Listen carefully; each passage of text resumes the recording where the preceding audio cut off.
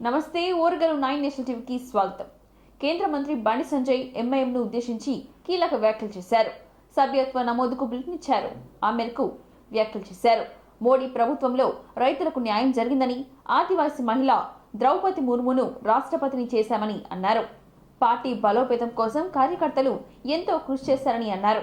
Old city MIM జాగిరి కాదని అన్నారు బండి సంజయ్. కష్టపడి పనిచేసిన ప్రతి కార్యకర్తకు గుర్తింపు ఇస్తామని అన్నారు. అందరూ బీజేపీ సభ్యత్వంలో తీసుకోవాలని పిలుపునిచ్చారు. ఎస్సీ ఎస్టీ యువతను పారిశ్రామికవేత్తలుగా తీర్చిదిద్దామని చెప్పారు. ప్రతి బూత్ తిరిగి నా విజయం కోసం కృషి చేసింది కార్యకర్తలేనని చెప్పారు. రెట్టింపు ఉత్సాహంతో సభ్యత్వ నమోదు చేయించాలని పిలుపునిచ్చారు. ఈ దేశాన్ని ముక్కలు చేసింది కాంగ్రెస్ పార్టీనేనని తెలిపారు. 370 ఆర్టికల్ రద్దు చేసిన గొప్ప వ్యక్తి మోడీ అని, పంటలకు గిట్టుబాటు ధర కల్పించిన ప్రభుత్వం బీజేపీ అని అన్నారు బండి సంజయ్.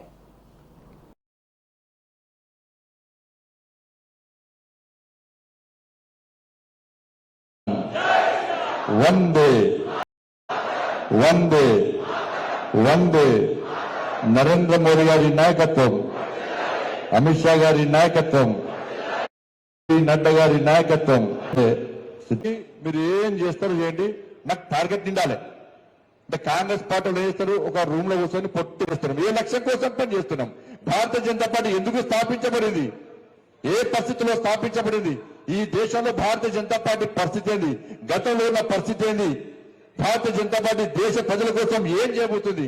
నరేంద్ర మోడీ గారి నాయకత్వంలో ముచ్చటగా మూడోసారి దేశంలో భారతీయ జనతా పార్టీ ప్రభుత్వం ఎందుకు ఏర్పడ్డది, ఏం చేయబోతుందో అన్ని విషయాలను స్పష్టంగా ప్రజలకు వివరించి, ఓటర్స్ కు వివరించి మాత్రమే ఓటు అడిగే పార్టీ, మెంబర్షిప్ అడిగే పార్టీ భారతీయ జనతా పార్టీ.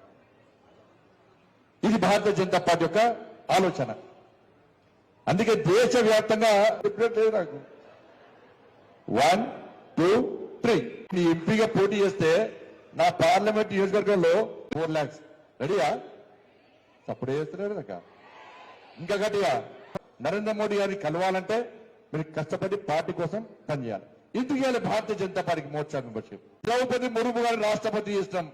మేము పార్టీ పీడ విరియడ్ కావాలంటే ఇలా భారతీయ జనతా పార్టీ సభ్యత్వం తీసుకోవాలని చెప్పి ప్రతి వ్యక్తి వాళ్ళ సంకల్పం తీసుకోవాల్సిన అవసరం ఉంది. ఇది మోర్చాలకు, అందుకే మోర్చా మెంబర్షిప్ తీసుకోవాలి వాళ్ళు.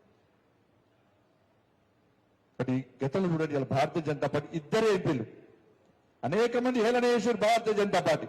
అరే, ఇద్దరు ఎంపీలున్న భారతీయ జనతా పార్టీ, జనసంఘ, ఈ భారతీయ జనతా పార్టీ ఈ దేశంలో ఎట్లా అధికారంలోకి వస్తుంది? భారతీయ జనతా పార్టీ వీళ్ళు మాటలు చెప్పినప్పుడు ఏం లేదని చెప్పారు. ఒక్కసారి ఆలోచించండి, వాళ్ళ మనం వాస్తవాలు ఆలోచించాలి. వాళ్ళ ఈ దేశంలో జనసంఘ్ లేకుంటే, జనతా పార్టీ లేకుంటే, భారతీయ జనతా పార్టీ దేశంలో ఆవిర్భించకుంటే ఇలా 3 ముక్కలు చేసిన దేశాన్ని కాంగ్రెస్ పార్టీ ఈ భారతీయ ధర్నాలు చేయాలంటే డాలరేస్ టోకన్లు ఇచ్చి ధర్నా దండపోవాలి. ధర్నా ఉద్యోగాలు కేంద్ర ప్రభుత్వం ఉద్యోగాలు ఇస్తుంది.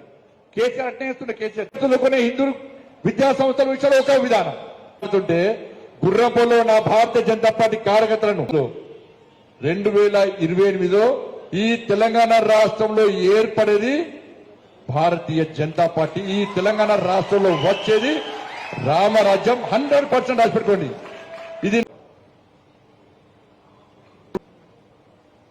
వేరే పార్టీలో సామాన్య కార్యకర్తకు పెద్ద సాయి కాకుండా నేను ఎప్పుడు అనుకున్నాను. నేనైతే టార్గెట్ పెట్టుకోండి. మీరు చూడండి అన్న, మళ్ళీ పక్కా నీకు భారతీయ జనతా పార్టీ ఓటేస్తాడు. మనం ఓటంతా కాంగ్రెస్ పార్టీ అధికారంలోకి వచ్చిందన్న. మనం తప్పు చెప్పినా ఏమన్నా? నేను రెచ్చగొట్టానని చెప్పలే అన్న, వాస్తవ విషయాలు చెప్పినా. ఈ విషయాలను మీరు గల్లీ తీసుకుపోవాలన్న.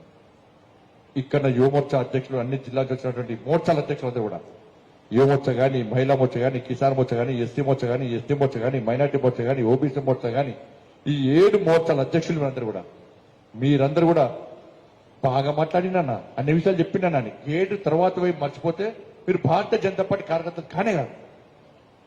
జిహెచ్ఎంసీ పరిధిలోని అక్రమ కట్టడాలపై Hyderabad disaster response and assets protection agency ఉక్కుపాదం నొప్పుతుంది.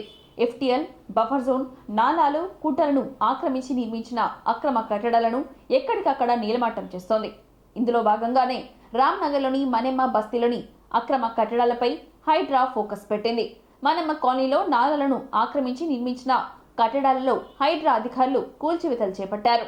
ఇవాళ ఉదయం నుండి కూల్చివేతలు మొదలుపెట్టిన అధికారులు ఎలాంటి అవాంఛనీయ సంఘటనలు చోటు చేసుకోకుండా భారీ బందోబస్తు ఏర్పాటు చేశారు. నాలాపై నియమించిన అక్రమ కట్టడాలను జేసీబీలతో నేలమట్టం చేస్తున్నారు. అయితే రామ్నగర్లోని అక్రమ కట్టడాలను హైడ్రా కమిషనర్ రంగనాథ్ క్షేత్రస్థాయిలో పర్యటించిన 24 గంటల్లోనే ఈ కూల్చివేతలు షురూ కావడం జరిగింది. ఇదిలా ఉంటే హైడ్రా కూల్చివేతలపై స్థానికులు తీవ్ర ఆందోళన వ్యక్తం చేస్తున్నారు.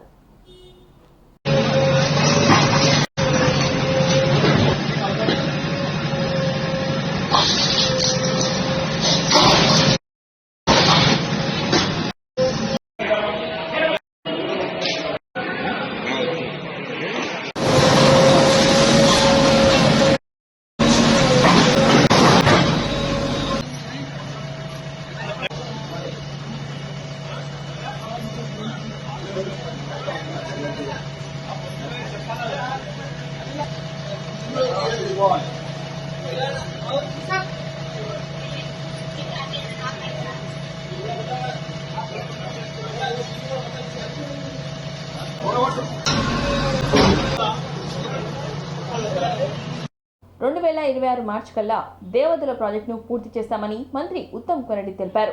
ములుగు జిల్లాలో మంత్రులు ఉత్తమ్ కుమార్ రెడ్డి, సీతక్క, పొంగురెడ్డి శ్రీనివాస్ రెడ్డి పర్యటించారు.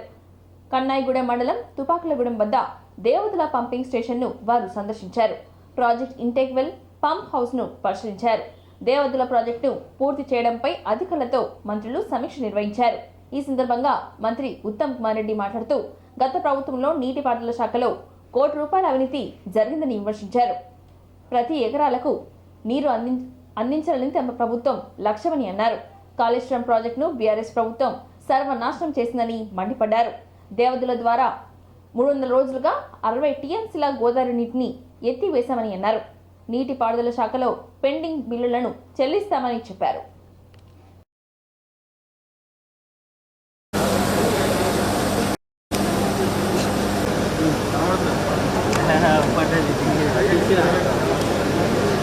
కరెంట్ ఉన్నది.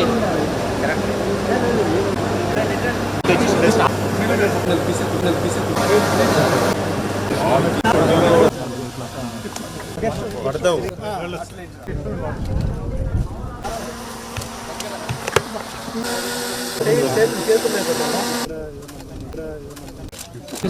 మళ్ళా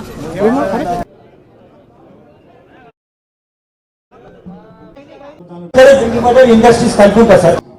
దీన్ని మనకు 5.57 acres కంటెంప్టేటర్లో ఆల్రెడీ మనం 3.16 క్రియేట్ చేసుకుంటాం సార్.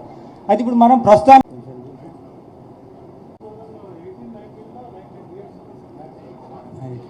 మనకి ఎన్కేసింగ్ చేస్తున్నాం సార్. మాపింగ్ అవుతుంది, మనకు వస్తాయి సార్. బట్ సార్ నెక్స్ట్ అయిపోతే ఆ తర్వాత 1 TMC ఆ రిజర్వాయర్ లేక అడుగుతుంది. టేకుమట్ల నమస్కారం. టేకుమట్ల 4 మండలాలకు DBM 38, రామప్ప నుంచి గోరుకొత్తపల్లి లైన్ కలిపితే సార్ ల్యాండ్ అక్విజిషన్ కూడా 1 ఎకరం కూడా అక్కర్లేదు. మీరు తీసుకున్న ఒక నిర్ణయాన్ని వెల్కమ్ చేయవలసిన అవసరం ఉన్నది. నీటిపారుదల కానీ నేను కూడా దాన్ని అసలు ఇప్పటిదాకా లేట్ ఎందుకు చేశారన్నా. ఆ రోజు మీరు అన్నది కూడా డైలీ 2 meters చొప్పున ఇప్పటి నుంచి యుద్ధ ప్రాతిపదిక మీద చేస్తానంటున్నారు. 2 నెలలు ఇప్పటికి 70 రోజులు అయింది మీటింగ్ అయ్యి. మీరు అడిగినట్టు 140 meters అంటే 70 into 2 meters 140 meters అయిపోయి ఉండాలి. మా శ్రీహరి గారు చెప్పేది మాకు స్టార్ట్ ఖర్చు పెట్టి అప్పుడే చేయకపోవడం తప్పు. ఇప్పుడు ఐడెంటిఫై చేశారు, మంత్రి గారు రివ్యూ తీసుకున్నారు. So what it looks not nice. అది లేకుండా చేయడం కష్టమవుతుంది. కాకపోతే వాళ్ళు నా అబ్జర్వేషన్ ఏంటంటే వాళ్ళు పెద్ద కంపెనీ అయిపోయింది, ఇంజనీర్లు కూడా వాళ్ళకి చెప్పడానికి భయపడుతున్నారు. మీరు క్లియర్ ఇన్స్ట్రక్షన్స్ ఇచ్చారు కాబట్టి తప్పకుండా November 15th వరకు కంప్లీట్ చేయాలని. ఏ చీఫ్ ఇది వస్తుంది. ఒక 2 లక్షలు ఇచ్చి టైంపింగ్ my own money we're clearing all the silting అంతా డీసిల్టింగ్ తొందరగా మీరు కంప్లీట్ చేపిస్తే. అన్నిటికంటే ప్రధానంగా రాజశేఖర్ రెడ్డి గారి నాయకత్వం. ఏపీ రాష్ట్రం గుడివాడ నియోజకవర్గం పరిధిలోని గుడ్లవల్లేరుని ఇంజనీరింగ్ కాలేజు ఇప్పుడు దేశవ్యాప్తంగా చర్చనీయాంశంగా అయింది. లేడీస్ హాస్టల్లోని వాష్రూమ్లో సీక్రెట్ కెమెరాలు పెట్టి 300 వీడియోలు రికార్డ్ చేశారని వార్త కలకలం రేపుతోంది. ఈ విషయం బయటకు రావడంతో లేడీస్ హాస్టల్లో అమ్మాయిలు అందరూ ఆందోళనకు దిగారు. అర్ధరాత్రి కాలేజ్ ఎదుట ధర్నాకు దిగారు. పోలీసుల ఎంట్రీతో విచారణ సీరియస్గా సాగుతుంది. హాస్టల్లోని ఓ అమ్మాయి ఈ పని చేసిందని, మిగతా అమ్మాయిలు వీడియోలను బాయ్స్ హాస్టల్లోని కుర్రాళ్లకు పంపించిందని, ఆ వీడియోలను ఆ అమ్మాయి ఆ అబ్బాయి కలిసి వీడియో ఇంత రేటుకని అమ్మేసిరని ఇప్పుడు పెద్ద చర్చనీయాంశంగా అయింది. లేడీస్ హాస్టల్లోని కొంతమంది అమ్మాయిలే సీక్రెట్ కెమెరా ఫిక్స్ చేసినట్లుగా స్టూడెంట్స్ చెప్తున్నారు. బాయ్స్ హాస్టల్లోని స్టూడెంట్స్ సెల్ ఫోన్లో అమ్మాయిల వీడియోలు ఉన్నాయనేది ఇప్పుడు కాలేజీలోని అమ్మాయిలు చెప్తున్నట్లుగా వర్షన్. ఈ ఇష్యూతో కాలేజీలో అమ్మాయిలు అందరూ ఆందోళన చేస్తున్నారు. కాలేజీ యాజమాన్యం మాత్రం ఈ ఘటనపై ఎలాంటి ప్రకటనలు చేయడం లేదు, మీడియాని కూడా అనుమతించడం లేదు. ఈ దుర్మార్గానికి ఓడగొట్టిన అమ్మాయి రాజకీయ పార్టీకి చెందిన ఓ కీలక నేత కుమార్తె అని ప్రచారం కూడా జరుగుతుంది. అంతేకాదు వాష్రూమ్లోని రికార్డ్ అయిన వీడియోలు కొంతమంది రాజకీయ నేతల పిల్లలు కూడా ఉన్నట్లుగా ఇప్పుడు ఏపీలో పెద్ద ఎత్తున చర్చగా నడుస్తోంది. దీంతో వ్యవహారాన్ని తక్కువ చేసి చూపించే ప్రయత్నం చేస్తున్నారని ప్రచారం సోషల్ మీడియాలో జోరుగా సాగుతుంది.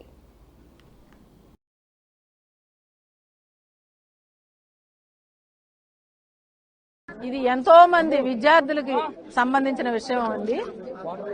మాకు ప్రొద్దుట లెగంగానే ఇదే రాత్రి నుంచి పిల్లలకి వాటర్ గానీ ఫుడ్ గానీ ఏమీ లేదు.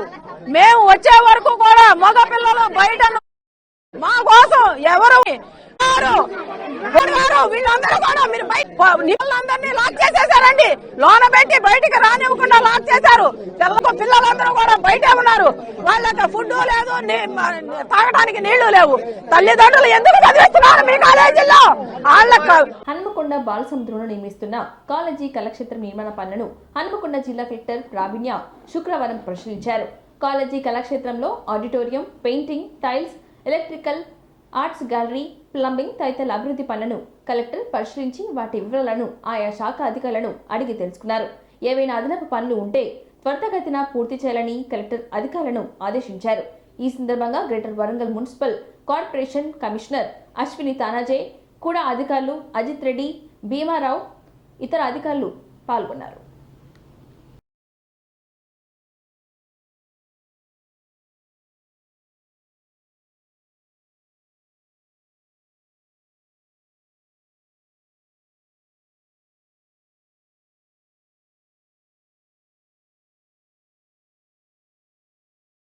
ఇంతటితో ఈ వార్తలు సమాప్తం. మరిన్ని వార్తలతో మళ్ళీ కలుద్దాం. చూస్తూనే ఉండండి ఓర్గలు 9 నేషనల్ టీవీ.